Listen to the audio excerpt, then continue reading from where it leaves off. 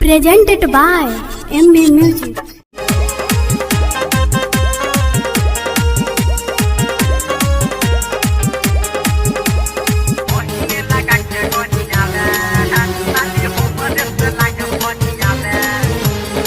हमरा ससुर के तीन गो बेटी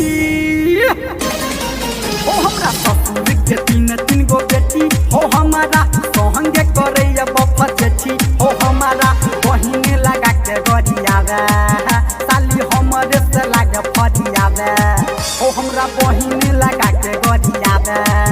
साली हमारा से लागे फरियावे हो, हमरा ससुर के तीन गो बेटी हो, हमारा संगे करैया बफजेठी हो, हमारा बहिन लगा के गरियावे साली हमरे से लागे फरियावे, हमरा बहिन लगा के गरियावे साली हमरे से लागे फरियावे। DJ देबू राज सोहत।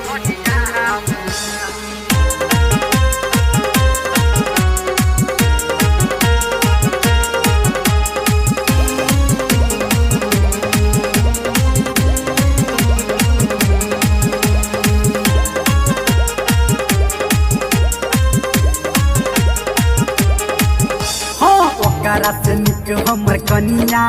छै भोली हो, मीठ मीठ बाजै छै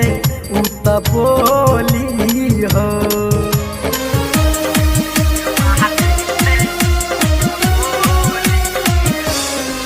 हाँ ओकरा से निक हमर कनिया छै भोली हो, मीठ मीठ बाजै छै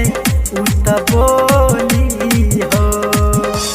बाकी की त चालू छै पाकल आलू छै, बाकी की त चालू छै पाकल आलू छै, पूरा बट हमारा बनाबे बनाबे बनाबे हो, हमरा ससुर के तीन गो बेटी हो, हमारा संगे करे छै बफजेठी हो, हमारा बहिन लगा के गरियावे साली हमरे से लागे फरियावे हो, हमरा बहिन लगा के गरियावे साली हमारा से लागे फरियावे। DJ देबू राज सोहत।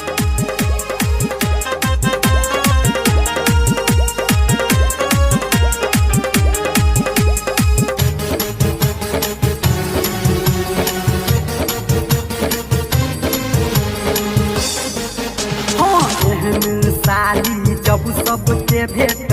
जेतई हो, पेट भरी जेतई ओकरा गाली खेतई हो,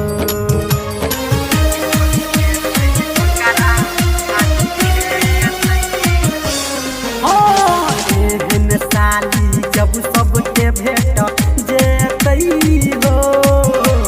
पेट भरी जेतई ओकरा गाली खेतई हो, कहे धर्मेंद्र संजय गौतम कहे निरमलिया संजय गौतम, हमारा खाली अजमाबे माबे अजमाबे हो, हमरा ससुर के तीन गो बेटी हो, हमारा संगे करैया बफजेठी हो, हमारा बहिन लगा के गरियावे साली हमारा से लागे फरियावे हो, हमरा बहिन लगा के गरियावे साली हमारा से लागे फरियावे हो, हमरा ससुर के तीन गो बेटी हो, हमारा संगे करैया बफजेठी हो, हमारा बहिन लगा के गरियावे